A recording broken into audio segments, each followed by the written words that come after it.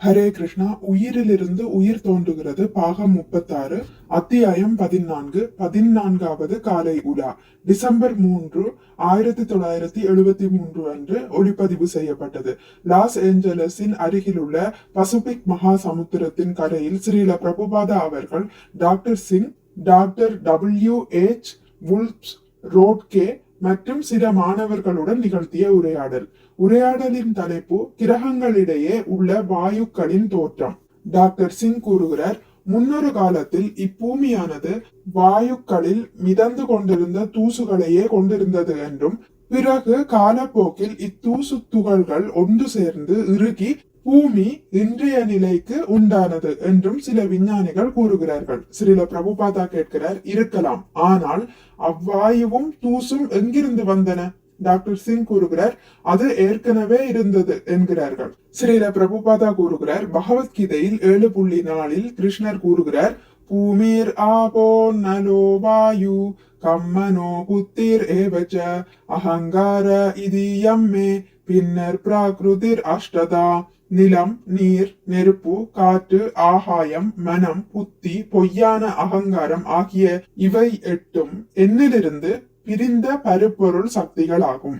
இங்கு கிருஷ்ணர் வாயு தன்னிடமிருந்து வந்தது என்கிறார். மேலும் வாயுவை விட நுட்பமானது ஆகாயம் என்றும், ஆகாயத்தை விட நுட்பமானது மனம் என்றும், மனத்தை விட நுட்பமானது புத்தி என்றும், புத்தியை விட நுட்பமானது பொய்யான அகங்காரம் என்றும், அகங்காரத்தை விட நுட்பமானது ஆத்மா என்றும் ஸ்ரீ கிருஷ்ணர் விளக்குகிறார். ஆனால் விஞ்ஞானிகள் அதை அறிய மாட்டார்கள். அவர்களுக்கு ஸ்தூலமானவை மட்டுமே புரியும். வாயு ஏற்கனவே இருந்தது என்கிறார்கள். அவ்வாயு எங்கிருந்து வந்தது?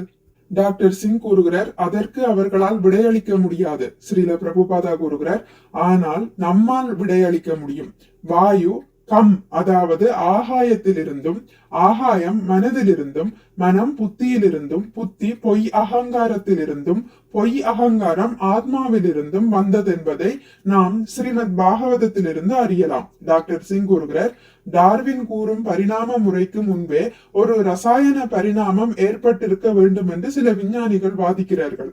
ஸ்ரீல பிரபுபாதா கூறுகிறார், ஆம், ரசாயன பரிணாமம் என்னும் போது ரசாயனங்களுக்கு ஒரு ஆரம்பம் இருந்திருக்க வேண்டும். அந்த ஆரம்பம் ஜீவாத்மா தான், அதாவது உயிர்தான். உதாரணம், எலுமிச்சை பழம் சிட்ரிக் அமிலத்தை உற்பத்தி செய்கிறது.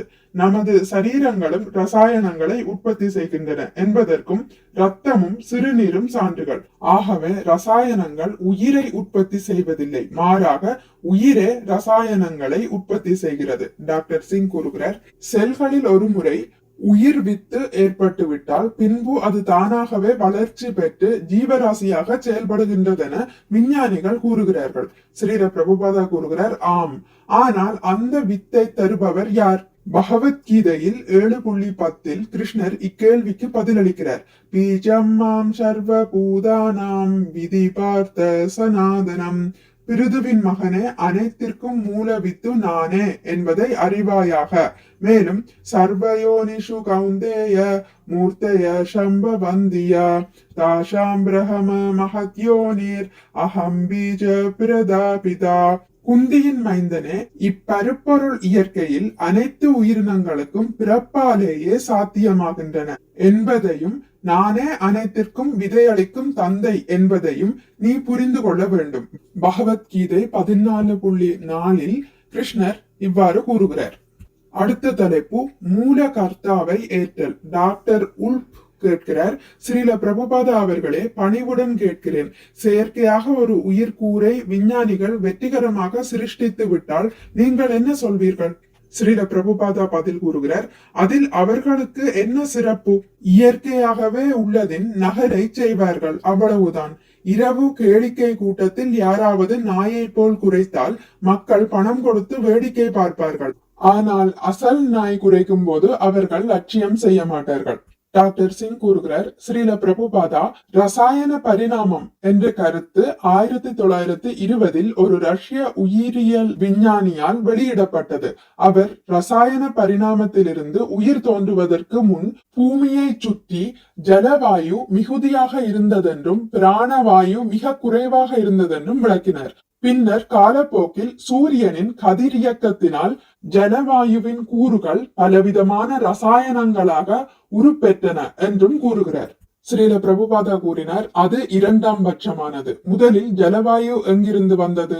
விஞ்ஞானிகள் தங்களது ஆராய்ச்சிகளை இடையிலிருந்தே ஆரம்பிக்கிறார்கள். அவர்கள் ஆரம்பத்தை ஆராய்ந்தறிவதில்லை.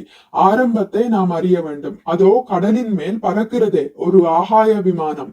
அடிவானத்தில் தோன்றும் ஒரு விமானத்தை சுட்டிக்காட்டி ஸ்ரீல பிரபுபாதா கூறுகிறார், அது கடலில் இருந்து வருகிறது என்பீர்களா?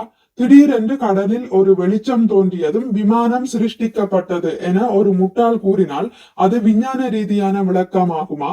இவ்விஞ்ஞானிகளின் விளக்கங்கள் அத்தகையவையே. இது இருந்தது, பின்பு திடீரென்று தற்செயலாக அது ஏற்பட்டது என்கிறார்கள். அது விஞ்ஞானமாகாது. விஞ்ஞானம் மூல காரணத்தை விளக்குவதாக இருக்க வேண்டும். இயற்கையில் உள்ளவற்றின் நகல்களை விஞ்ஞானிகள் உற்பத்தி செய்யலாம். அதனால் அவர்கள் சிருஷ்டிக்கிறார்கள் என்றாகிவிடுமா என்ன? நாம் அனைத்திற்கும் மூலகர்த்தாவான இறைவனுக்கே சிருஷ்டிப்பின் பெருமையை தர வேண்டும். இதுவே எங்களது தத்துவம். டாக்டர் சிங் கூறுகிறார், ஒரு விஞ்ஞானி ஏதாவது ஒரு இயற்கை விதியை கண்டுபிடிக்கும் போது சாதாரணமாக அவ்விதிக்கு தனது பெயரையே சூட்டிக் கொள்கிறான். ஸ்ரீல பிரபுபாதா கூறுகிறார், ஆம், அப்படியேதான்.